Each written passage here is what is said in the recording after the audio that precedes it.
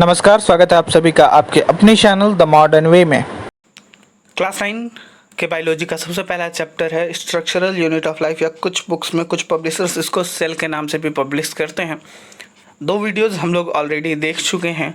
सबसे पहले वीडियो में सेल के बेसिक स्ट्रक्चर के बारे में हमने समझा था। दूसरे वीडियो में उसके स्ट्रक्चर का जो सबसे पहला पार्ट होता है प्रोटोप्लाज्म, जो कि अभी आपके स्क्रीन पे भी दिख रहा होगा, उसके बारे में हमने पढ़ा था। आज हम लोग स्टार्ट करने वाले हैं साइटोप्लाज्म से। साइटोप्लाज्म वो प्रोटोप्लाज्म है जो कि न्यूक्लियस को सराउंड करता है। साइटोप्लाज्म बना होता है protein, nucleic acid, carbohydrates, lipids और कुछ इनऑर्गेनिक सब्सटेंसेस से। बहुत सारे स्मॉल ऑर्गेनेलिज पाए जाते हैं साइटोप्लाज्म के अंदर, और इनको हम लोग साइटोप्लाज्मिक ऑर्गेनेलिज कहते हैं। ये बहुत सारे मेटाबॉलिक फंक्शंस जो होते हैं सेल के, उनमें मदद करते हैं। हर ऑर्गेनेली यानी कि छोटे ऑर्गन्स जो हैं ये मेम्ब्रेन बाउंड होते हैं। इनमें से कुछ ऑर्गेनेली विजिबल होते हैं इलेक्ट्रॉन माइक्रोस्कोप के अंदर। और इस वीडियो में, इस चैप्टर में जो इम्पॉर्टेंट साइटोप्लाज्मिक ऑर्गेनेलीज हैं उनके बारे में पढ़ना है। तो चलिए स्टार्ट करते हैं हम लोग उनका डिस्क्रिप्शन। सबसे पहला साइटोप्लाज्मिक ऑर्गेनेली जो है वो है एंडोप्लाज्मिक रेटिकुलम, ER से डिनोट करते हैं हम लोग इसको। सबसे पहले इसी के बारे में समझना है। मैं आपको बता दूं, एंडोप्लाज्मिक रेटिकुलम जो है एक ट्यूब लाइक स्ट्रक्चर का नेटवर्क है जो कि साइटोप्लाज्म के अंदर फैला हुआ होता है। इसके कुछ पार्ट्स न्यूक्लियर मेम्ब्रेन से कनेक्टेड होते हैं, वही दूसरे पार्ट्स सेल मेम्ब्रेन्स के साथ कनेक्टेड होते हैं। एंडोप्लाज्मिक रेटिकुलम को दो टाइप्स में बांटा गया है, रफ एंडोप्लाज्मिक रेटिकुलम और स्मूथ एंडोप्लाज्मिक रेटिकुलम। कैसे डिफ्रेंशिएट किया जा सकता है रफ एंडोप्लाज्मिक रेटिकुलम और स्मूथ एंडोप्लाज्मिक रेटिकुलम? अगर हम इसकी बात करें तो बड़ा ही साधारण सा चीज़ है। जिन एंडोप्लाज्मिक रेटिकुलम्स के ऊपर राइबोसोम्स अटैच्ड होते हैं उनको हम लोग रफ एंडोप्लाज्मिक रेटिकुलम कहते हैं, और जिन एंडोप्लाज्मिक रेटिकुलम्स के ऊपर राइबोसोम्स अटैच्ड नहीं होते हैं वो स्मूथ एंडोप्लाज्मिक रेटिकुलम कहते हैं। स्क्रीन पे आपके इमेज दिख रहा है, इमेज में आपको क्लियरली दिख जाएगा दोनों एंडोप्लाज्मिक रेटिकुलम। एक जगह रफ एंडोप्लाज्मिक रेटिकुलम तो दूसरी जगह स्मूथ एंडोप्लाज्मिक रेटिकुलम आपको बड़ी ही आसानी से दिख जाएगा। यहाँ देखिए। चलिए अब आगे बढ़ते हैं। फंक्शंस की अगर हम बात करें एंडोप्लाज्मिक रेटिकुलम की, तो सबसे पहला जो फंक्शन है वो ये है कि साइटोप्लाज्म का जो सरफेस एरिया है उसको ये बढ़ा देता है, जिससे कि बहुत सारी मेटाबॉलिक एक्टिविटी जो सेल करता है उसमें मदद मिलती है। साथ ही साथ ये कोलोइडल मैट्रिक्स साइटोप्लाज्म को इंटरनल सपोर्ट देता है। साथ ही एसोसिएट करता है सिंथेसिस, स्टोरेज और ट्रांसपोर्ट ऑफ मेटाबॉलिक प्रोडक्ट्स। जो भी मेटाबॉलिक प्रोडक्ट्स का फॉर्मेशन हो रहा है या फॉर्मेशन हो रहा होता है, उनके सिंथेसिस में, उनके बनने के प्रोसेस में, उनके स्टोरेज में और उनके ट्रांसपोर्टेशन में ये बहुत ही ज़्यादा मददगार साबित होता है एंडोप्लाज्मिक रेटिकुलम। चौथा जो इसका यूज है वो ये है कि ये हेल्प करता है सेल प्लेट के फॉर्मेशन में और न्यूक्लियर मेम्ब्रेन के भी फॉर्मेशन में मदद करता है जब सेल डिवीज़न होता है। बता दूं मैं आपको, बॉडी जब ग्रो करती है तो सेल डिवीज़न बहुत ही सरप्लस मोड में होता है, बहुत ही फास्टली होता है ये, और इस वक्त एंडोप्लाज्मिक रेटिकुलम मदद करता है। साथ ही और भी बहुत सारे ऑर्गेनेलीज हैं जो कि सेल प्लेट के बनने में, सेल डिवीज़न के टाइम में मदद करते हैं, जिनको कि हम लोग आगे डिस्कस करने वाले हैं इसी वीडियो में। बात करें अगर हम लोग रफ एंडोप्लाज्मिक रेटिकुलम की, तो ये एसोसिएट करते हैं प्रोटीन के सिंथेसिस से, प्रोटीन को बनने में ये मदद करते हैं।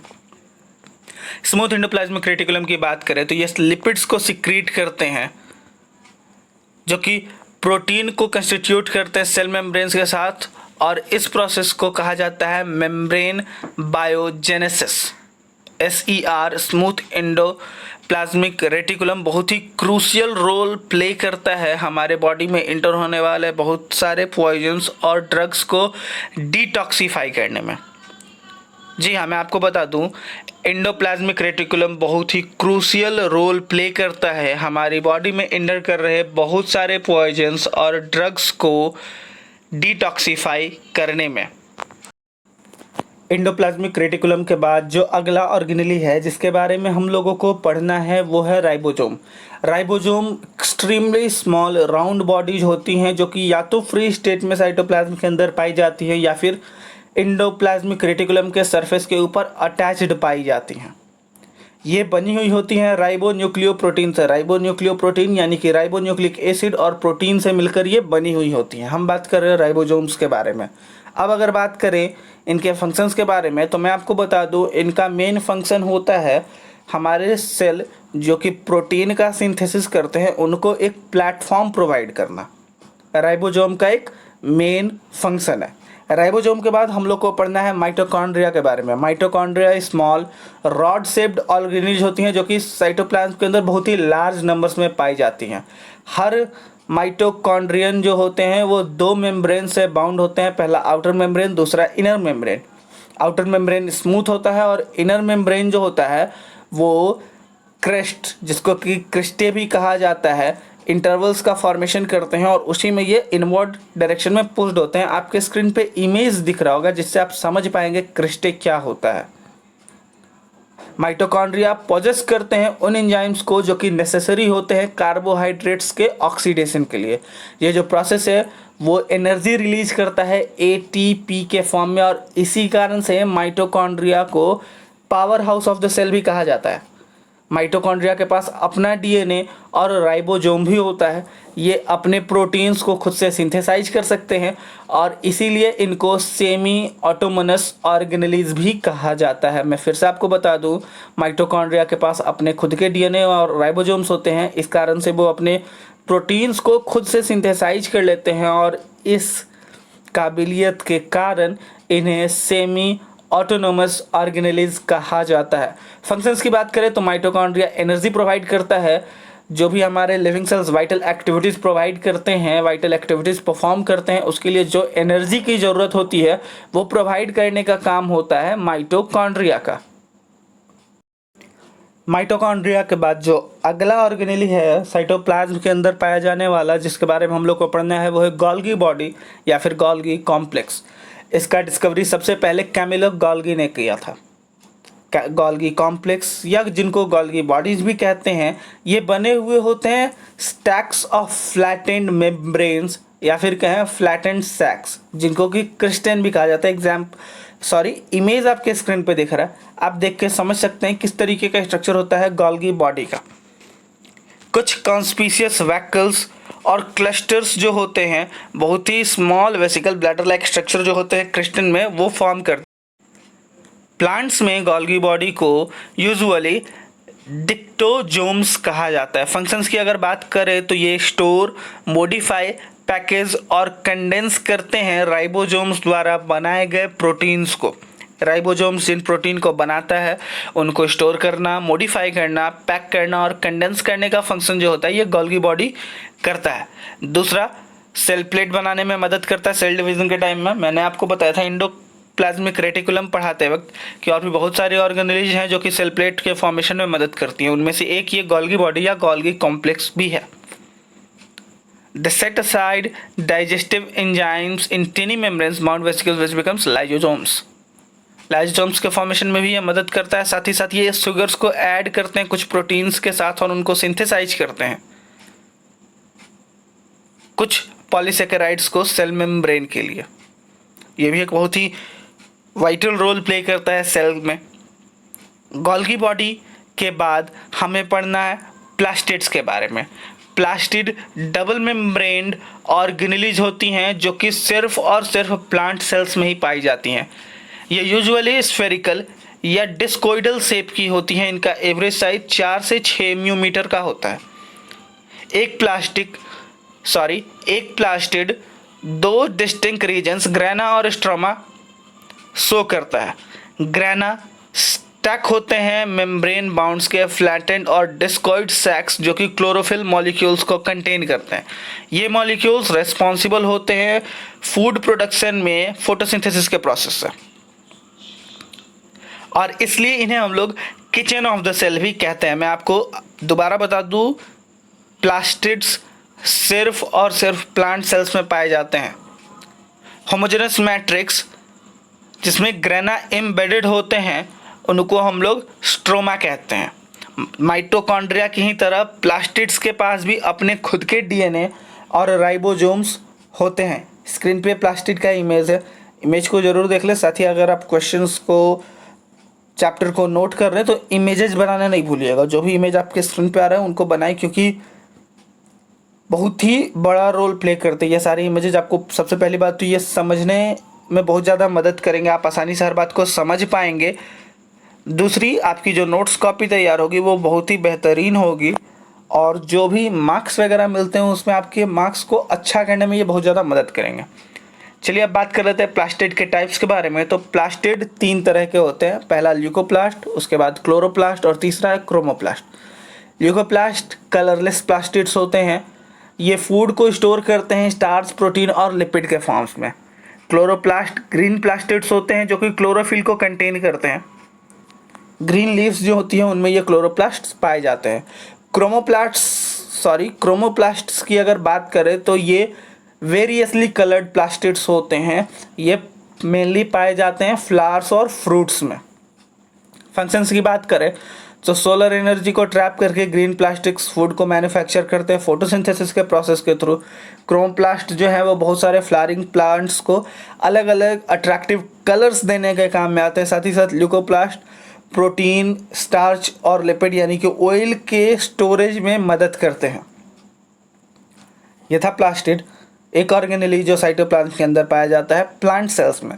प्लास्टिड्स के बाद हमें पढ़ना है लाइजोसोम्स के बारे में।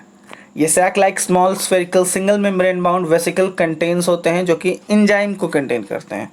मैं बता दूं, सैक लाइक स्ट्रक्चर होता है, स्मॉल होता है, स्फेरिकल शेप होता है, सिंगल मेम्ब्रेन बाउंड होता है और ये एंजाइम्स को कंटेन करते हैं। ये एंजाइम्स जो हैं वो रफ एंडोप्लाज्मिक रेटिकुलम द्वारा बनाए गए होते हैं और ये गोल्गी कॉम्प्लेक्स तक लाए जाते हैं। लाइजोसोम्स गोल्गी कॉम्प्लेक्स द्वारा ही बनाए जाते हैं। गोल्गी कॉम्प्लेक्स बताते वक्त मैंने आपको ये बात बताई थी। ये एनिमल सेल्स में आकर किए जाते हैं, मेरिस्टेमेटिक सेल्स और कुछ प्लांट्स में भी पाए जाते हैं। मैं आपको बता दूं, एनिमल सेल्स में लाइजोसोम्स पाए जाते हैं और कुछ प्लांट्स के मेरिस्टेमेटिक सेल्स में ये भी पाए जाते हैं। फंक्शंस की अगर हम बात करें तो ये मदद करते हैं लार्ज मॉलिक्यूल्स ऑफ सेल्स के ब्रेकिंग डाउन में यानी कि डाइजेशन में। साथ ही साथ ये बैक्टीरिया और वायरसेस के डिफेंस में भी काम करते हैं। स्टारवेशन के टाइम में, भूखमरी के जब हालात होते हैं उस वक्त लाइजोसोम अपने सेलुलर ऑर्गेनेलीज की मदद से खुद को डाइजेस्ट करते हैं और इसके कारण सेल डेथ होता है और इसीलिए लाइजोसोम्स को सुसाइड बैग्स और डिमोलिशन स्क्वाड्स कहते हैं। अब ये बात कंफ्यूजिंग है कि भूखमरी के जब हालात होते हैं तो लाइजोसोम्स खुद के सेलुलर ऑर्गेनेलीज को डाइजेस्ट कैसे करते हैं और ऐसा करने से फ़ायदा क्या होता है। मैं आपको बता दूं, फ़ायदा ये होता है कि स्टारवेशन है, भूखमरी है, खाने पीने के लिए चीज़ें कम मिल रही हैं, तो जितने ज़्यादा सेल्स होंगे उतनी ज़्यादा एनर्जी की ज़रूरत पड़ेगी। तो लाइजोसोम्स क्या करते हैं, जो एक्स्ट्रा सेल्स होते हैं उनमें के लाइजोसोम्स सेल्स को डेड कर देते हैं, सुसाइड अटेम्प्ट कर लेते हैं। सुसाइड बैग्स इसीलिए इनका नाम भी रखा गया। इसके कारण हमारी बॉडी से एक्स्ट्रा एनर्जी का यूज कम हो जाता है और हम लोग ज़्यादा लंबे टाइम तक, हम लोग कहने का मतलब कोई भी लिविंग बॉडी ज़्यादा लंबे टाइम तक जिंदा रह पाती है। चलिए बात करते हैं अगले ऑर्गेनेली के बारे में। लाइजोसोम के बाद पढ़ना है हमें सेंट्रियोल्स के बारे में। The centrosome is a distinct region of the cytoplasm close to the nucleus of the animal cell. Centrosome जो है एक खास रीजन है साइटोप्लाज्म का जो कि नज़दीक होता है काफ़ी एनिमल सेल्स के न्यूक्लियस के। ये यूजुअली 2 सेंट्रल ग्रैनुल्स को कंटेन करता है जिनको कि सेंट्रियोल्स कहा जाता है। सेंट्रियोल्स हॉलो होते हैं, सिलेंड्रिकल स्ट्रक्चर होता है इनका और ये माइक्रोट्यूबुलस से बने हुए होते हैं एक स्पेसिफिक मैनर में और ये एक दूसरे से राइट एंगल में अरेंज हुए होते हैं यानी कि 90 डिग्री एंगल का फॉर्मेशन कर रहे होते हैं। फंक्शंस की अगर बात करें तो सेल डिवीजन के टाइम में सेंट्रियोल्स पोल्स पे मूव कर जाते हैं, स्पिंडल फाइबर्स का फॉर्मेशन करते हैं जो कि क्रोमैटिक्स डॉटर क्रोमोसोम्स जो होते हैं उनके मूवमेंट में मदद करते हैं डॉटर सेल्स में। साथ ही साथ ये सीलिया और फ्लैजेला के फॉर्मेशन में भी मदद करते हैं। अगला ऑर्गेनेल जिसके बारे में हमें पढ़ना है वो है साइटोस्केलेटन। साइटोस्केलेटन माइक्रोट्यूबुलस और माइक्रोफिलामेंट्स से मिलकर बना हुआ होता है। अब चलिए माइक्रोट्यूबुलस के बारे में समझ लेते हैं। तो माइक्रोट्यूबुलस हॉलो ट्यूबुलस स्ट्रक्चर है जो कि प्रोटीन यूनिट्स जिसका नाम है ट्यूबुलिन उससे मिलकर बना हुआ होता है। ये सेंट्रियोल्स, फ्लैजेला और सीलिया का फॉर्मेशन करते हैं। माइक्रोफिलामेंट्स की बात करें तो ये माइक्रोट्यूबुलस से थोड़े पतले फिलामेंट्स होते हैं। ये सॉलिड रॉड्स होते हैं और बने हुए होते हैं एक्टिन नाम के प्रोटीन से।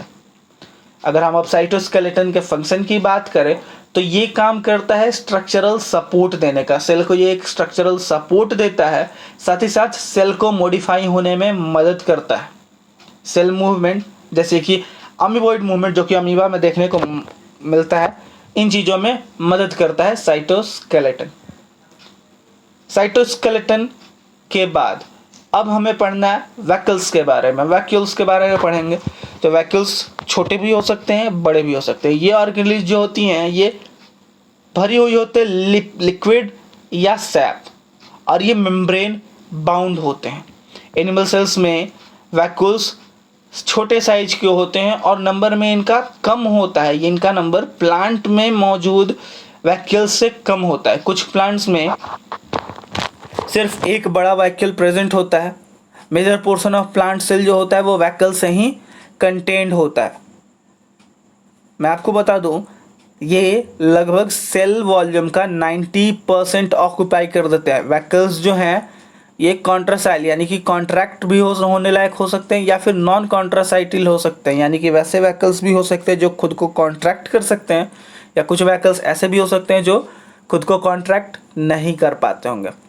जब प्रेशर पड़ता है कॉन्ट्रासाइटिल वैक्यूल पे तो ये कॉन्ट्रैक्ट हो जाते हैं और अपने कंटेंट्स को रिलीज करते हैं। उन यूनिसेलुलर ऑर्गेनिज्म जैसे कि अमीबा में फूड पार्टिकल्स जो होते हैं वो इन्हीं फूड वैक्यूल्स के अंदर प्रेजेंट होते हैं। फंक्शंस की बात करें तो एनिमल्स में वैक्यूल्स को वाटर बैलेंस मेंटेन करने में एसोसिएट करने के लिए यूज होता है। साथ ही साथ ये ऑस्मो रेगुलेशन में काम करते हैं, यानी कि बॉडी के इंटरनल प्रेशर को मेंटेन करने में मदद करते हैं। साथ ही साथ ये स्टोर करते हैं बहुत सारे सब्सटेंसेस जिनमें कि वेस्ट प्रोडक्ट्स भी एक है। तो ये थे सारे ऑर्गेनेलिज जिनके बारे में हमें पढ़ना था। अब बात करते हैं हम लोग सेल का सबसे इम्पॉर्टेंट हिस्सा माना जाता है जिसको, उसके बारे में। इसका नाम है nucleus. Nucleus usually dense spherical या ओवल ऑर्गेनेली होता है।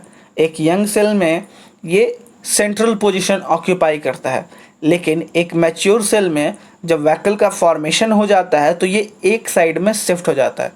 यूजुअली एक सिंगल न्यूक्लियस प्रेजेंट होता है हर सेल में, लेकिन कुछ सेल में एक से ज़्यादा न्यूक्लियस भी पाए जाते हैं, जैसे कि बैक्टीरिया या फिर ब्लू ग्रीन एल्गे यानी कि साइनोबैक्टीरिया। एक ट्रू न्यूक्लियस जो होता है वो एब्सेंट होता है, लेकिन न्यूक्लियर मटेरियल प्रेजेंट होता है। Nucleus is absent in mature mammalian RBC. किसी भी मैमल का जो मैच्योर आरबीसी होता है उसमें भी न्यूक्लियस नहीं होते। साथ ही साथ प्लांट्स के फोलेम टिश्यू के सीव ट्यूब सेल में भी न्यूक्लियस नहीं पाए जाते हैं। न्यूक्लियस जो हैं, न्यूक्ली जो होते हैं उनका साइज वेरी कर सकता है 5 मिलीमीटर से लेकर 25 मिलीमीटर तक। न्यूक्लियस सराउंडेड होता है एक डबल मेम्ब्रेन से जिसको कि हम लोग न्यूक्लियर इनवेलप कहते हैं, जो कि सेपरेट करता है न्यूक्लियस को उसके सराउंडिंग में मौजूद साइटोप्लाज्म से। बहुत सारे पोर्स होते हैं, प्रेजेंट होते हैं इस मेम्ब्रेन में, जो कि अलाउ करते हैं जरूरी मटेरियल्स को न्यूक्लियस और साइटोप्लाज्म के बीच में ट्रांसपोर्ट के लिए। एक कलरलेस डेंस सैप प्रेजेंट होता है न्यूक्लियर मेम्ब्रेन के अंदर, जिसको कि हम लोग न्यूक्लियर सैप, काइलोनिम्फ या फिर न्यूक्लियोप्लाज्म कहते हैं। फिर से रिपीट करता हूँ, एक कलरलेस डेंस सैप प्रेजेंट होता है न्यूक्लियर मेम्ब्रेन के अंदर में, जिसको हम लोग या तो न्यूक्लियर सैप या फिर कारियोलिम्फ या फिर न्यूक्लियोप्लाज्म कहते हैं। इमेज आपके स्क्रीन पे है, इमेज को ज़रूर बना लेंगे जब आप इसको नोट करेंगे तब। न्यूक्लियोप्लाज्म के अंदर एक टैंगल्ड मास थ्रेड लाइक स्ट्रक्चर होता है जिसको कि हम लोग क्रोमैटिन कहते हैं। धागे का उलझा हुआ एक स्ट्रक्चर जिसको कि क्रोमैटिन कहते हैं, ये मौजूद होता है न्यूक्लियोप्लाज्म के अंदर। ये बने हुए होते हैं डाइऑक्सी राइबोन्यूक्लिक एसिड से, DNA से और प्रोटीन से। DNA का नाम आप सभी ने सुना होगा। जब एक सेल डिवाइड होना शुरू करता है तो ये जो टैंगल्ड मास ऑफ क्रोमेटिन है ये कंडेंस होके लंबे थ्रेड्स में चेंज हो जाते हैं और रॉड लाइक बॉडीज जो कि क्रोमोजोम्स कहलाती हैं वो कंटेन करती हैं इन स्ट्रेच्ड डीएनए को, जो कि इंफॉर्मेशन को कैरी करते हैं प्रोटीन सिंथेसिस के लिए। ये स्ट्रेच डीएनए जो हैं इनको जीन्स कहा जाता है और जीन्स पेरेंट्स से बच्चों में ट्रांसफ़र होते हैं स्पर्म्स या एग के थ्रू, और इसी कारण से जीन को हम लोग हेरिडिटरी यूनिट भी कहते हैं और डीएनए को हम लोग हेरिडिटरी मटेरियल कहते हैं। आपको ये ध्यान से सुनना चाहिए, जीन्स को हेरिडिटरी यूनिट और डीएनए को हेरिडिटरी मटेरियल कहा जाता है। फंक्शंस की बात करें तो न्यूक्लियस जो है ये स्टोर हाउस माना जाता है जीन्स का। जीन्स कंट्रोल करते हैं एंजाइम्स के प्रोडक्शन को, जिनके कारण या जिनके ना होने के कारण कोई भी मेटाबॉलिक एक्टिविटी नहीं हो पाती है। जीन्स सेल को अलग अलग specialised functions, cell division, cell secretion, cell communication etcetera वाले फंक्शंस को करने के ऑर्डर भी देते हैं। न्यूक्लियस को सेल में से रिमूव कर देने का मतलब होता है कि सेल के गाइडिंग को, जिसके गाइडिंग के थ्रू सेल चलता है, उसको रिमूव कर देना। इसीलिए बिना न्यूक्लियस के सेल सरवाइव नहीं कर सकता है और ना ही किसी भी स्पेशलाइज्ड एक्टिविटी को परफॉर्म कर सकता है। चलिए अब न्यूक्लियस के बाद समझ लेते हैं न्यूक्लियोलस को। न्यूक्लियोलस एक स्फेरिकल ऑर्गेनेली होता है जो कि न्यूक्लियस के अंदर पाया जाता है। ये डेंसेस्ट ऑर्गेनेली होता है और बहुत ही प्रोमिनेंट होता है सेल के अंदर, जो कि प्रोटीन को सिंथेसाइज करता है। नंबर ऑफ न्यूक्लियोली कितने हैं एक सेल के अंदर, ये वैरी कर सकता है, 1 से लेके हजारों में। ये डीएनए को कंटेन करता है और कुछ राइबोसोमल आरएनए को भी सिंथेसाइज करता है। आरएनए राइबोन्यूक्लिक एसिड का फॉर्मेशन करता है, जो कि कंस्टिट्यूट करते हैं राइबोसोम्स को, जो कि बने हुए होते हैं राइबोन्यूक्लिक प्रोटीन से। ये भी एक बहुत इंपॉर्टेंट रोल प्ले करता है सेल डिवीजन में। तो ये बातें थी न्यूक्लियोलस के बारे में। एनसीईआरटी में आपको लगभग इतना ही देखने को मिलेगा, लेकिन कुछ बुक्स ऐसी भी हैं जिनमें और भी दूसरी चीज़ें देखने को मिलती है, जैसे कि क्रोमोजोम्स के स्ट्रक्चर्स और टाइप के बारे में। तो चलिए इनको भी हम लोग डिस्कस कर ही लेते हैं। क्रोमोजोम जो है एक deeply staining rod like structure होता है, जिसका कि पार्ट यूजुअली कंस्ट्रक्टेड होता है। This is the point of primary constriction called centromere. एक प्राइमरी कंस्ट्रक्शन पॉइंट होता है जिसका नाम होता है सेंट्रोमियर। सेल डिवीजन के वक्त स्पिंडल फाइबर्स जो हैं वो अटैच्ड होते हैं किनेटोकोर, जो कि लोकेट करता है सेंट्रोमियर के अंदर। पॉइंट फिगर में आपको दिख रहा होगा। 1958 में एक सिस्टम ऑफ क्रोमोजोम क्लासिफिकेशन को इस्टेब्लिश किया गया था और इसके अकॉर्डिंग क्रोमोजोम्स को उनके लेंथ और पोजीशन के बेसिस पे डिफाइन किया जाता था, और उस क्राइटेरिया के बेसिस पे 4 अलग अलग टाइप के क्रोमोजोम्स को डिफाइन किया गया था। तो चलिए समझते हैं उन चारों अलग अलग टाइप्स के क्रोमोजोम्स को। आपको स्क्रीन पे इमेज भी दिख रहा होगा जिससे आपको मदद मिल जाएगा, साथ ही डेफिनेशन भी दिख रहा है। पहला, if the position of the centromere is such that the 2 arms of the chromosomes are equal, then it is called metacentric। सबसे पहला है मेटासेंट्रिक क्रोमोजोम। कैसे? सेंट्रोमियर के बाद क्रोमोजोम्स के जो 2 आर्म हैं वो बिल्कुल इक्वल साइज के हों और अटैच्ड हों सेंट्रोमियर के साथ, तो उसको हम लोग मेटासेंट्रिक क्रोमोजोम कहते हैं। सेकंड की बात करें तो अगर सेंट्रोमियर से अटैच्ड होने वाले दोनों बाजू में से एक बाजू दूसरे बाजू से छोटी हो तो उसे हम लोग सब मेटासेंट्रिक क्रोमोजोम कहते हैं। तीसरा, अगर एक आर्म क्रोमोजोम का बहुत ज़्यादा छोटा हो क्रोमोजोम के दूसरे आर्म से जो कि कनेक्टेड है सेंट्रोमियर से, तो और ये स्ट्रेट क्रोमोजोम्स हो तो इसको हम लोग एक्रोसेंट्रिक क्रोमोजोम कहते हैं। चौथा है, जब सेंट्रोमियर ऑक्यूपाई कर लेता है एक ही एंड ऑफ क्रोमोजोम के एक एंड पे जब चला आता है सेंट्रोमियर, बीच से हट के जब एक एंड पे आ जाता है सेंट्रोमियर, यानी कि एक ही बाजू देखने को मिलता है जब क्रोमोजोम का, तब हम लोग इसको टेलोसेंट्रिक क्रोमोजोम कहते हैं। चलिए तो क्रोमोजोम्स के बारे में इतना है। उसके बाद प्रोकैरियोटिक क्रोमोजोम्स है, जिनके बारे में आपको आगे के क्लासेस में और भी डीपली पढ़ना है या आगे के चैप्टर्स में हम लोग पढ़ेंगे। नोट्स आपकी स्क्रीन पे है, अगर आप इसको देखना चाहें, पढ़ना चाहें तो वीडियो पॉज करके जरूर देख सकते हैं। वैसे इस चैप्टर में स्ट्रक्चर ऑफ सेल जो चैप्टर है उसमें हमें इसको डिस्कस नहीं करना है। नंबर ऑफ क्रोमोजोम्स को हम लोग डिस्कस कर सकते हैं, क्योंकि ये बहुत ही बेसिक नॉलेज है जो कि 9th क्लास में ही हमें पढ़ना होता है, आगे के चैप्टर्स में बहुत ज़्यादा डिटेल्स में, तो इसका डिस्कशन हमें यहाँ कर लेना चाहिए। क्रोमोजोम्स के जो नंबर हैं एक न्यूक्लियस के अंदर, ये हर इंडिविजुअल के अंदर कांस्टेंट होता है। कहने का मतलब जो एक स्पीसीज होगी, अगर ह्यूमन स्पीसीज है तो ये सारे ह्यूमन स्पीसीज में उतने ही क्रोमोजोम्स होंगे, लेकिन अलग अलग स्पीसीज पे ये डिफर करता है। जैसे कि ह्यूमन बींग्स की बात करें तो 46 क्रोमोजोम्स, माउस में 40, फ्रूट फ्लाई में 8, मेज में 20, टोमेटो में 24 और पोटैटो में 48 क्रोमोजोम्स पाए जाते हैं। अब मैं आपको बता दूं, क्रोमोजोम्स चूंकि रिप्रेजेंट करते हैं 2 सेट्स में, 1 सेट ईच पेरेंट से रिसीव होता है, फादर से 23, मदर से 23 अगर ह्यूमन की बात करें तो इसलिए ये डाइपोलॉइड नंबर ऑफ क्रोमोजोम्स भी कहलाते हैं। The nucleus of a gamete, जो गैमेट होता है, एग हो या स्पर्म हो, उसका जो न्यूक्लियस होता है वो कंटेन करता है हाफ नंबर ऑफ क्रोमोजोम्स, और दोनों पेरेंट्स के 23 क्रोमोजोम्स के मिलने से टोटल 46 क्रोमोजोम्स बनते हैं। मैं आपको बता दूं, ये जो आधे नंबर ऑफ क्रोमोजोम्स जो है जो कि एक गैमेट में कंटेन होते हैं, इनको हम लोग हैप्लॉइड नंबर कहते हैं, और इसलिए ह्यूमन गैमेट जो होता है उसमें 23 क्रोमोजोम्स ही होते हैं, और इन हैप्लॉइड सेट्स ऑफ क्रोमोजोम्स को हम लोग जेनम कहते हैं। इसके बाद आपकी स्क्रीन पे देखिए कुछ टेबल्स दिख रहे होंगे।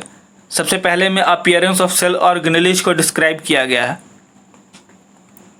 दूसरे में नेचर, ऑकरेंस और फंक्शंस सेल्यूलर स्ट्रक्चर्स के डिस्क्राइब किए गए हैं। तीसरे में सेल के पार्ट्स, उनके नेचर, ऑकरेंस और फंक्शंस को ही डिस्क्राइब किया गया है। तो आप इन टेबल्स को देख के और भी डिटेल्स जो अगर आप इन चैप्टर से लेना चाह रहे होंगे उनको आप ले सकते हैं। खैर, इस चैप्टर में हमें इतना ही पढ़ना था, फिर हम लोग मिलेंगे साइंस के और भी दूसरे चैप्टर्स के साथ। तब तक के लिए धन्यवाद। आप देखते रहिए आपका अपना चैनल द मॉडर्न वे।